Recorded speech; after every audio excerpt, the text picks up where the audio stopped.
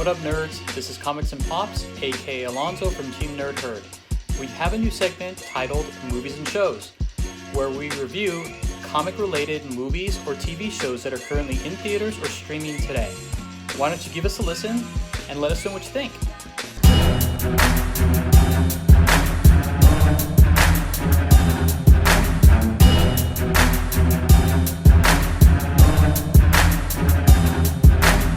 Oh man! So hey, Kevin, I want to ask, man. Like this is our what if, and we just shoot the breeze about comics. So I was we're all in your group, and I saw that one guy giving you a lot of pain and suffering, and I just want to say F you. What guy? The guy that bought the guy who copies. was... Yeah. Oh, yeah. So he, so he figured out a way. I have an application installed on our Shopify store that limits the number of copies you can put in your cart, and somehow he was able to bypass it. And so he bought, like 12 copies, I think. It, it was limit one per or whatever. I don't remember the exact limit. So I refunded his order, and he got really upset. So then I kicked him out of the group, and then he reported me to the Better Business Bureau. Oh my God! What a whiny! It don't mean shit, anyways. Taking it well, there, it was right? Funny, they didn't. They I don't know. I don't think they allowed him to post it, but because he admitted in there that he bought more than he should have. So kind of. And I let him keep one of them, but then he got rude, so I just refunded all of his outstanding orders.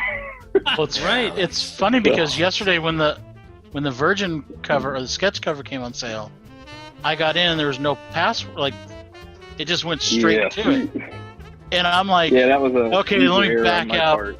And I literally backed out, went in and out like 4 or 5 times because I was like, I don't want to be that jerk that gets in there beforehand and have you kick me out when I'm not trying to break the rules.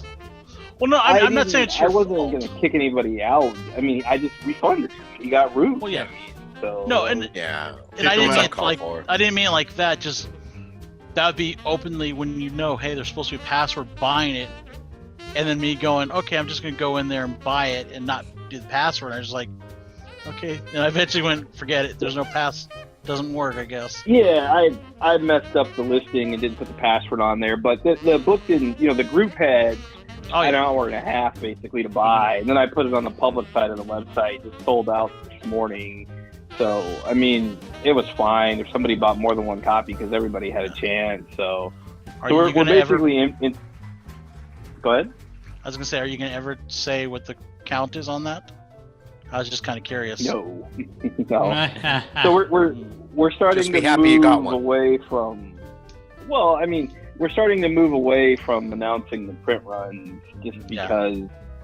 Well, I mean, so the print runs. Some of the print runs have gotten larger. I'll say that because there's so much demand for Peach's work, and I was getting, a lot of people were upset that it was selling out. Her books were selling out really quickly, and.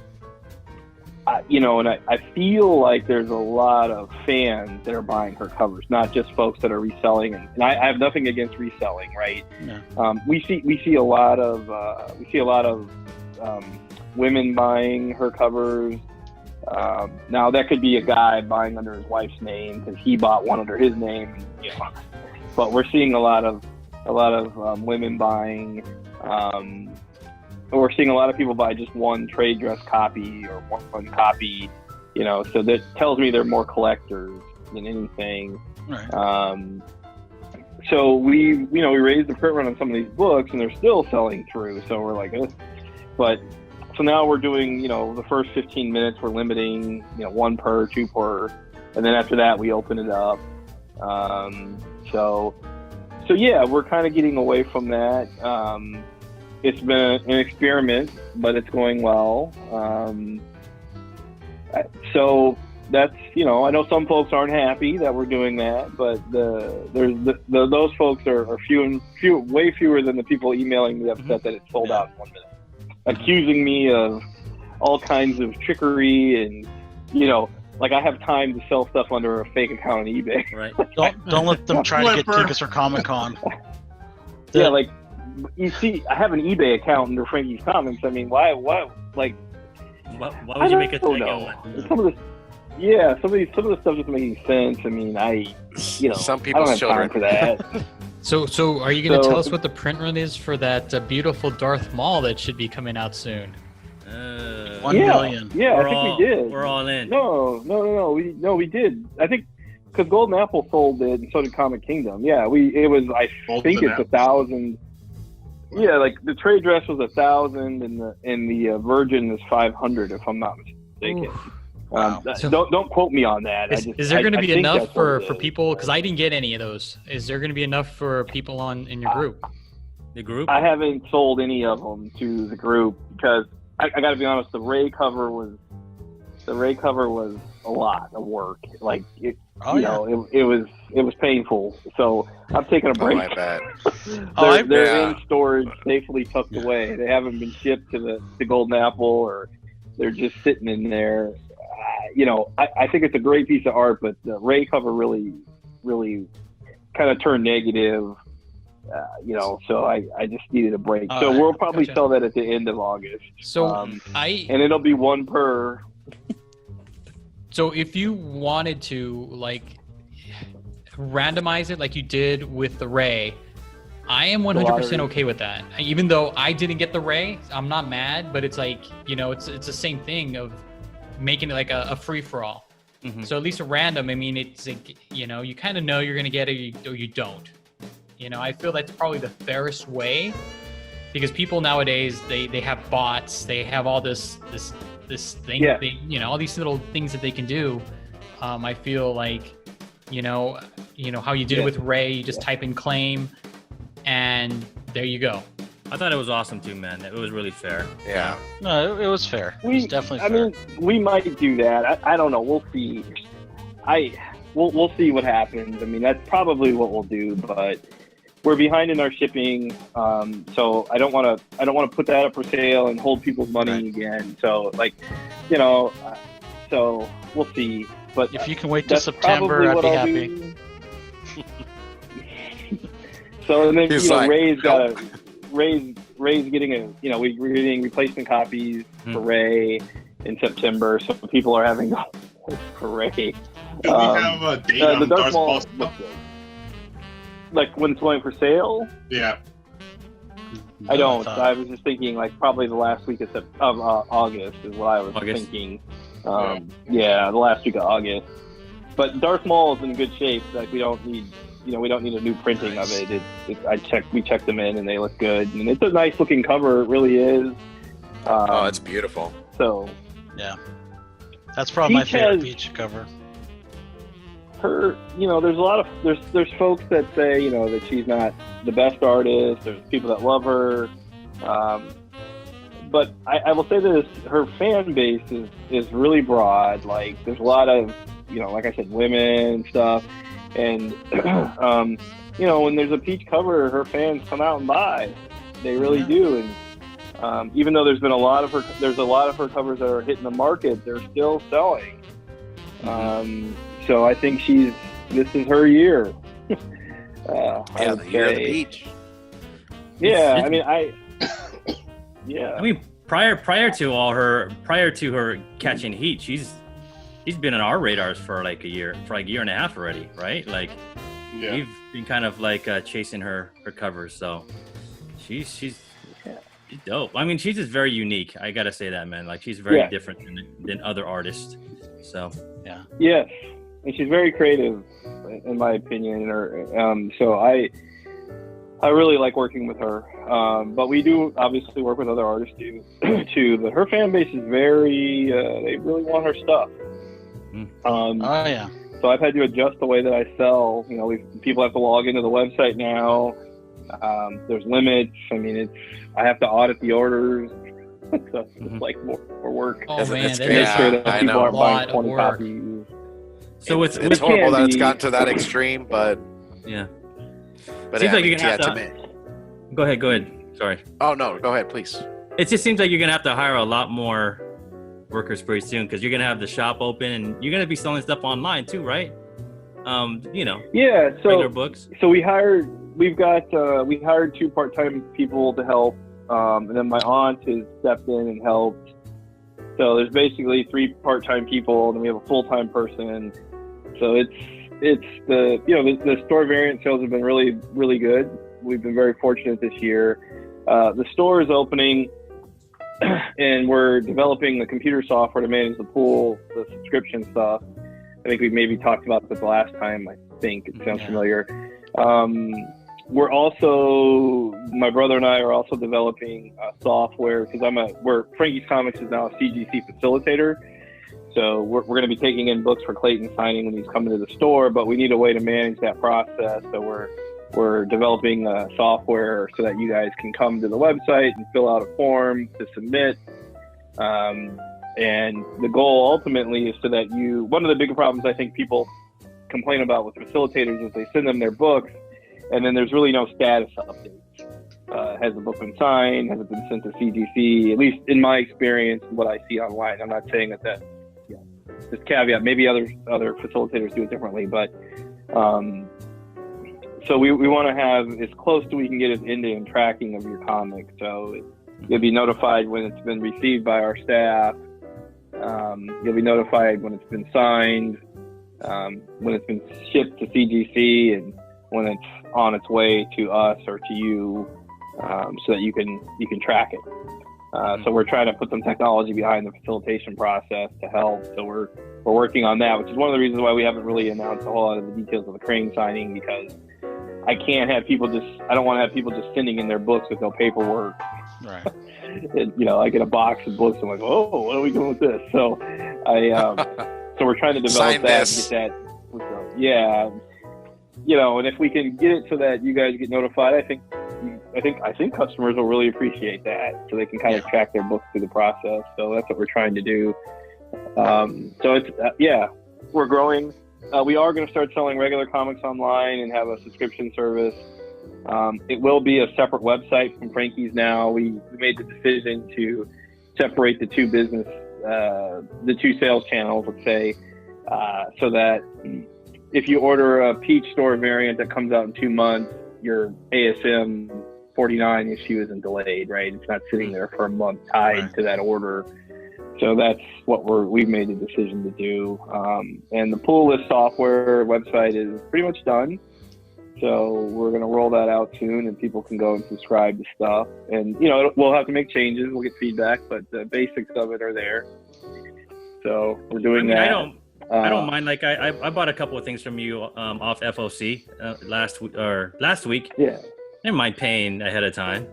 Like you offer really good prices, and it's fair, and it's if you're in the group, it's free shipping. Like, why not, right? Like, Yeah, I mean, we have to. I get on my soapbox, but we gotta. There's a lot of comic book stores that struggle financially, and one of the reasons is because folks don't pick up their pull list. They have to pay up front for the merchandise, and people don't come in for weeks at a time, and they paid for that stuff and sitting in a box. So we got to change up the model, otherwise these stores aren't going to survive. So that's what I believe. Now I don't know if we'll be successful, but we're going to give it a shot. You have to pay up front for your pull.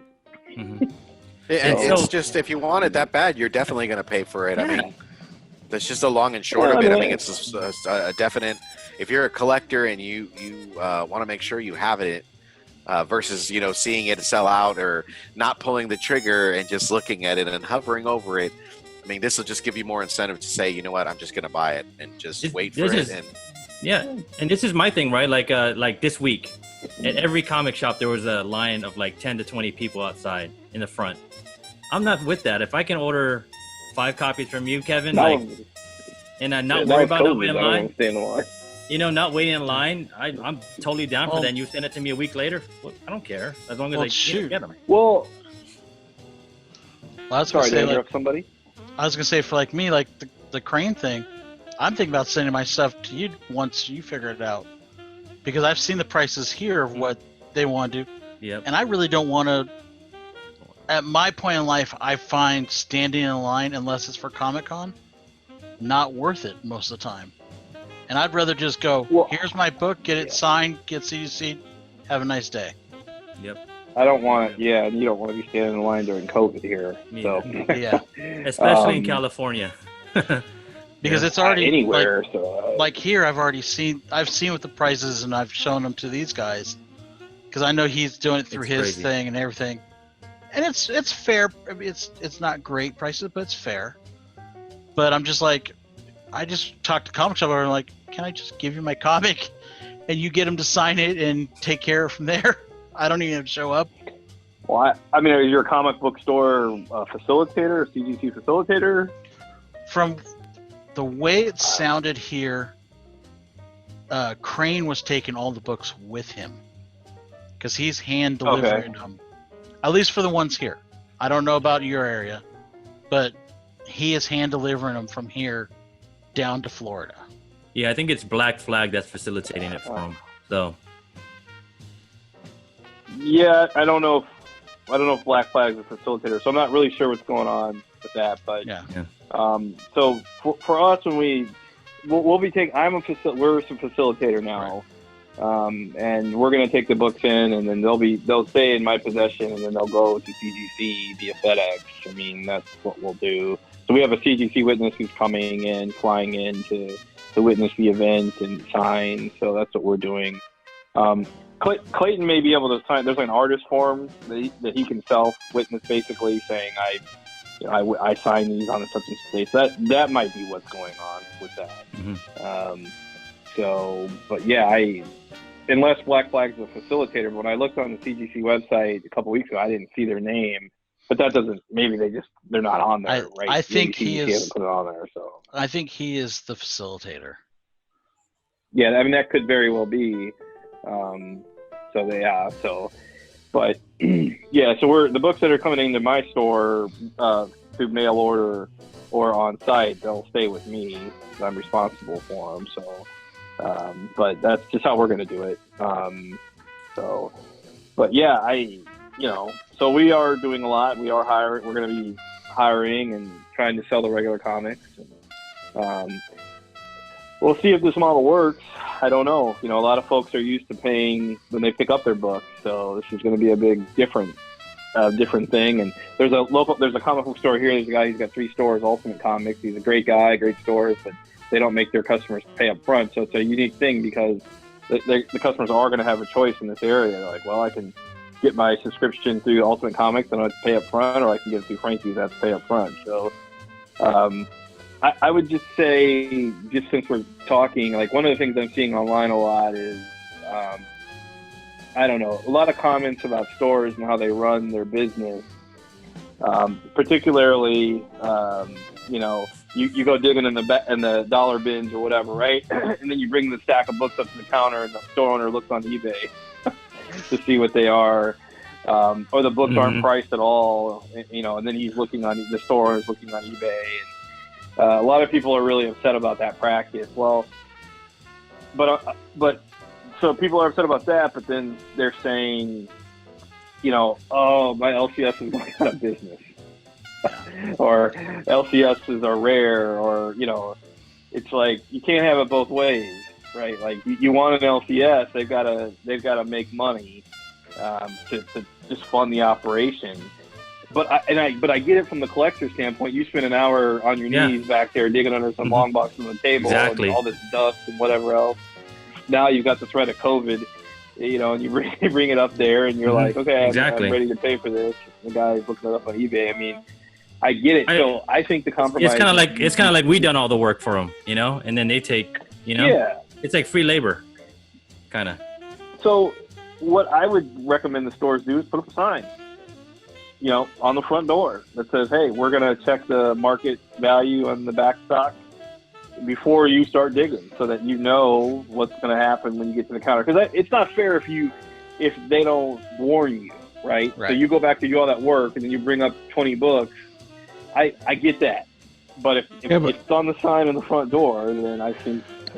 But eBay has fees and like other stuff associated with it, right? So if I go up there and I go through the back stock, I find a book, you look it up on eBay, you're like, oh, $20 on eBay, right? Like, it's not really the same.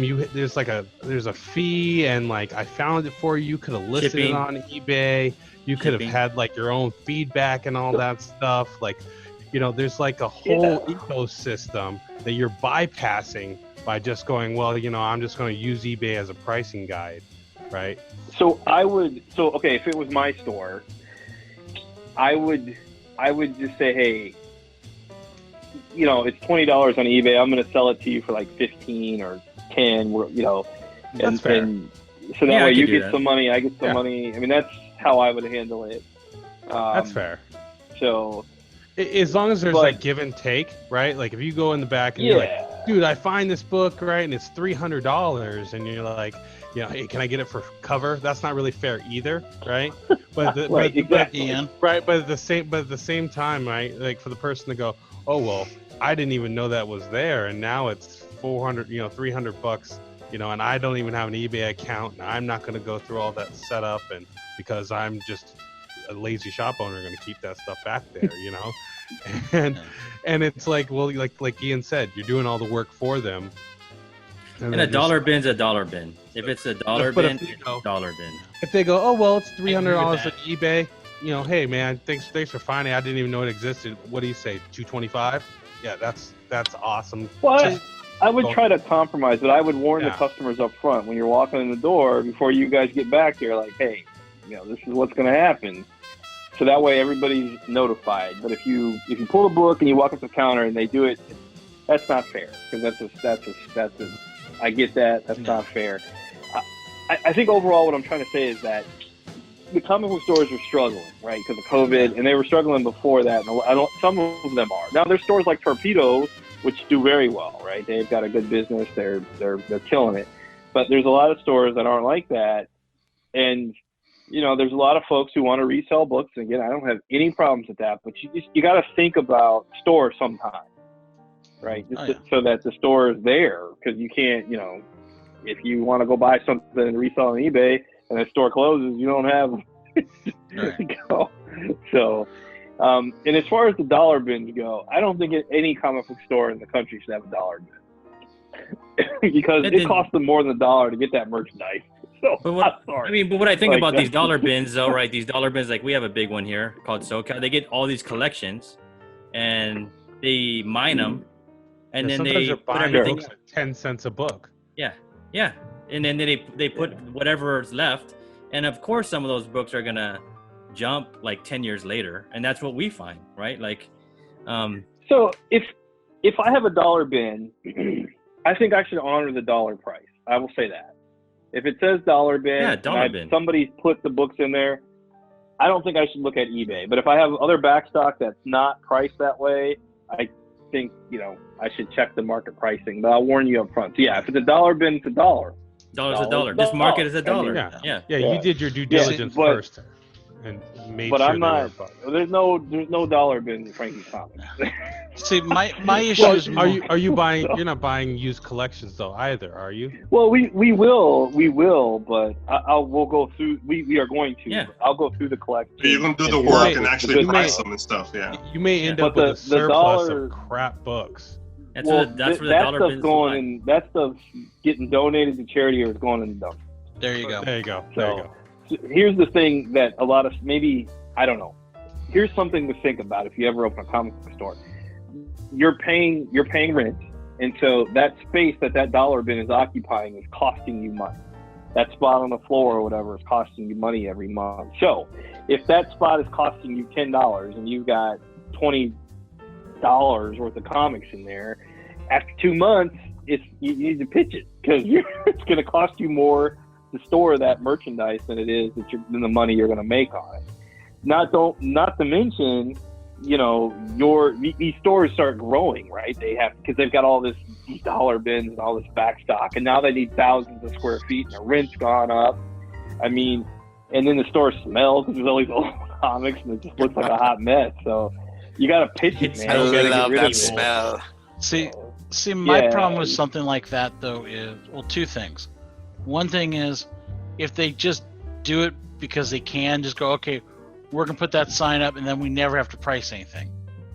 I have a little bit of an issue with that because they should at some point have went through and went, okay, even if it's not the right price, but put some type of price. So even if 4 years down the road, they at least got something other than just saying cover price. That's one of my issues. The other issues, a lot of people don't know to go on eBay and go, hey, let me go grab the ones that are sold. They'll look and see, I see this comic is going for $500. Right. But you go look at the solds and it's only sold for $250 or $300 at max. That's what I have issue with. Well, and there's also like, you know, when you go to baseball card shop, right? And I understand baseball cards are different, but like you open up a pack of baseball cards and you pull $100 card. The proprietor doesn't go, well, now you got to pay me a little bit more. You only paid $5 for the pack of cards. No one cares about baseball. I understand. I'm just trying to make an analogy. By the way, A's are number one right now. But I get, so there's it's not exactly one for one, the analogy, right? But so there are always going to be like the shops that have that, like, hey, there's a gold mine over here and they want to do that thing. But I think what Kevin's talking about is super interesting. Making sure that the shops are a little bit cleaner and more of that Apple store feel. Yeah. So but, go ahead.